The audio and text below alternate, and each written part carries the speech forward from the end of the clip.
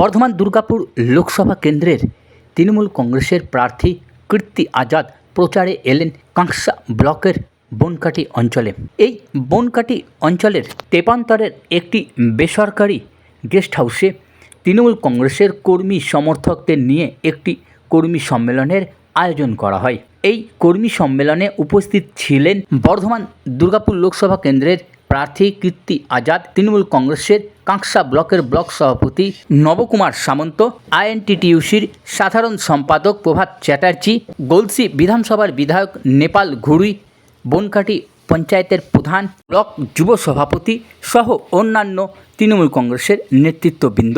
বর্ধমান দুর্গাপুর লোকসভা কেন্দ্রের প্রার্থী কীর্তি আজাদ বলেন, মমতা ব্যানার্জির হাত শক্ত করতে সমস্ত তৃণমূল কংগ্রেসের প্রার্থীদেরকে ভোট দিয়ে জয়লাভ করাতে হবে। তিনি আরও বলেন, বর্ধমান দুর্গাপুর লোকসভা কেন্দ্রের বিজেপি প্রার্থী দিলীপ ঘোষকে অসুরের সঙ্গে তুলনা করেন। তিনি বলেন, দুর্গা যেমন মহিষাসুরকে বধ করেছিলেন, ঠিক সেই রকমই এই অসুর নামক ব্যক্তিটিকে বধ করতে হবে ভোটিংয়ের মাধ্যমে।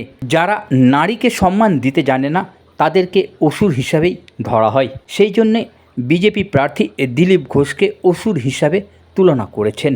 13ই মে ভোট দিয়ে এই অসুর নামক বিজেপি প্রার্থীকে পরাস্ত করতে হবে, এই কথা বলেন তৃণমূল কংগ্রেসের প্রার্থী কীর্তি আজাদ। চলুন দেখে নিই তারই কিছু অংশ।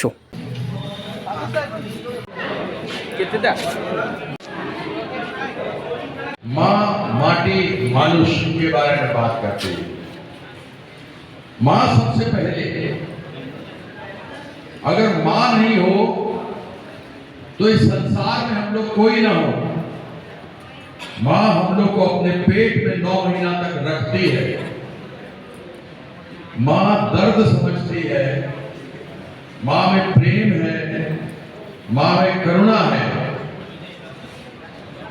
माँ खुद रात को भूखा सो जाएगी लेकिन अपने बच्चे को भूखा नहीं सोने देती है। ये है। और उस माँ का दर्द दीदी को मालूम है, इसलिए दीदी सबसे पहले माँ से शुरू। और लक्ष्मी भंडार 500 से 1000 रुपया आया ना बैंक अकाउंट में, लक्ष्मी भंडार पेश है ना,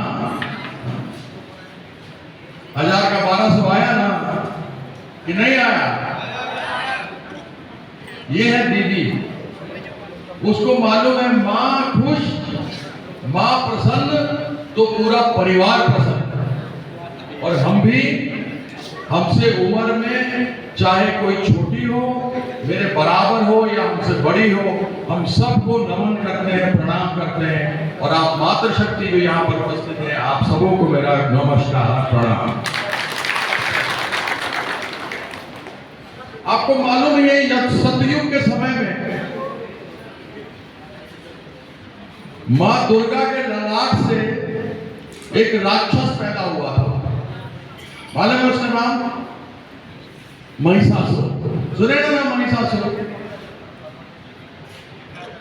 वो महिषासुर दुर्गा मां के बारे में ही उल्टा सीधा बोलने लगा, तो दुर्गा मां उसका वध की। उसके बाद त्रेता हो गया, द्वापर हो गया, कलयुग आ गया। इस कलयुग में वो महिषासुर फिर अवतार लिया। कौन है महिषासुर को बताइए?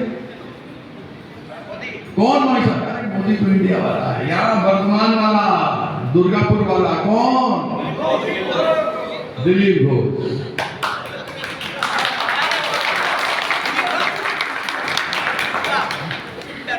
दुर्गा मां को उल्टा सीधा बोला, दीदी के बारे में उल्टा सीधा बोला।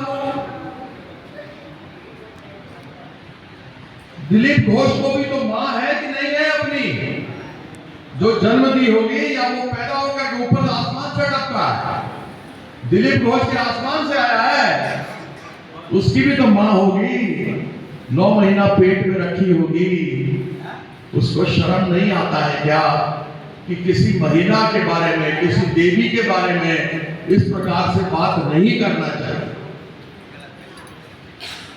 आपकी मां, आपकी बहन, आपकी दीदी के बारे में कोई गलत बोलेगा तो आप लोग क्या करोगे? पुरुष लोग बताइए, क्या करेंगे? मारेंगे। तो दिलीप घोष का क्या होना चाहिए? उसको पिटाई होना चाहिए। इस जमाने में पीटने का कोई फायदा नहीं। सबसे बढ़िया है, बोलिए हम छोड़ देंगे, उसको मारेंगे। वो खाना दिया क्या?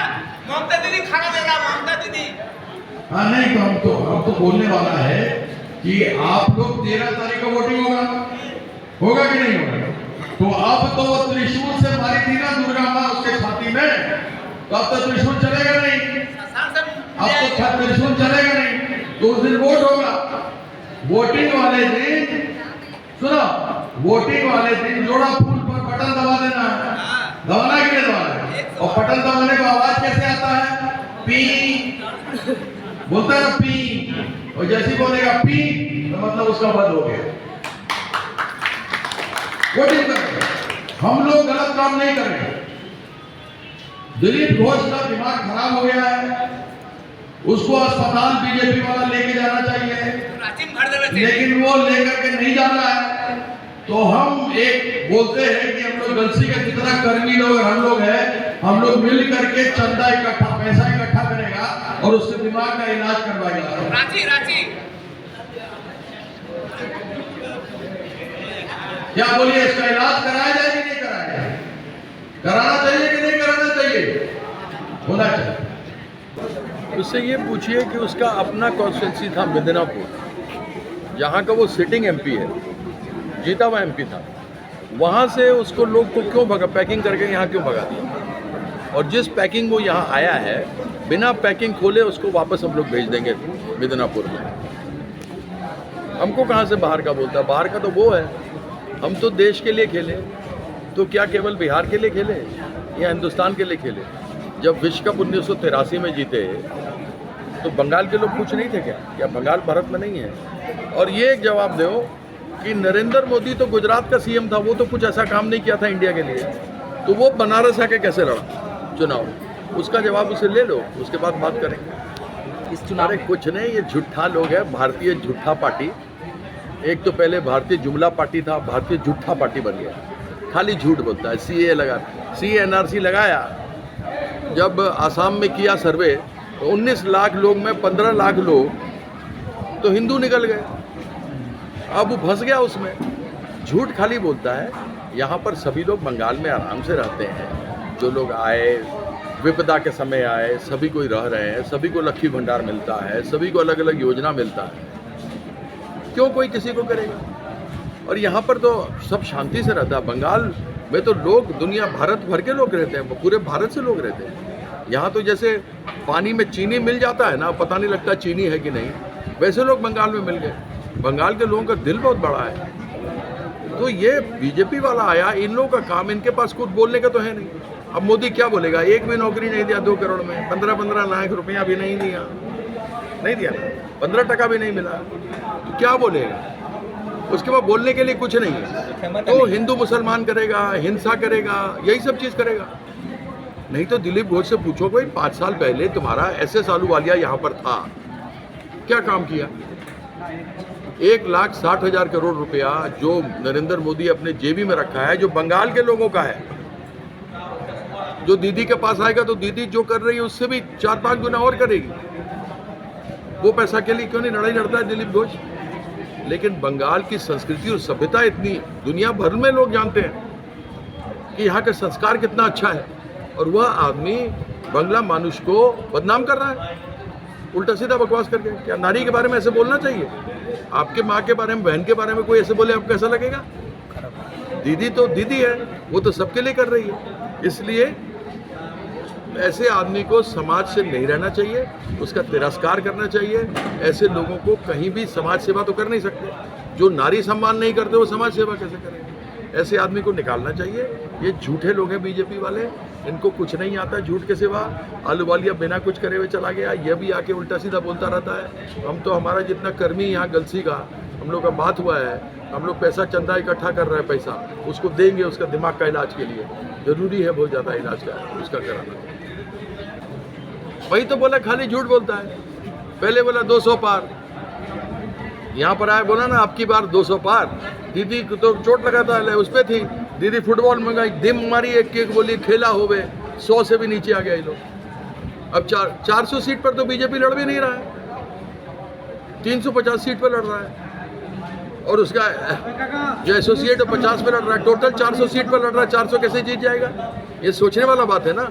ये खाली झूठ बोलता है, और झूठ बोलने के अलावा इसको कुछ नहीं आता। इसका कोई एक बात सच्चा होगा तो हमको बताइए। ममता दीदी को ये दुर्गापुर स्टील प्लांट बेचना चाह रहा है, अभी सेल बेचेगा। सोचो कितना लोग प्राइवेट के हाथ में अगर चला जाएगा तो क्या हाल होगा।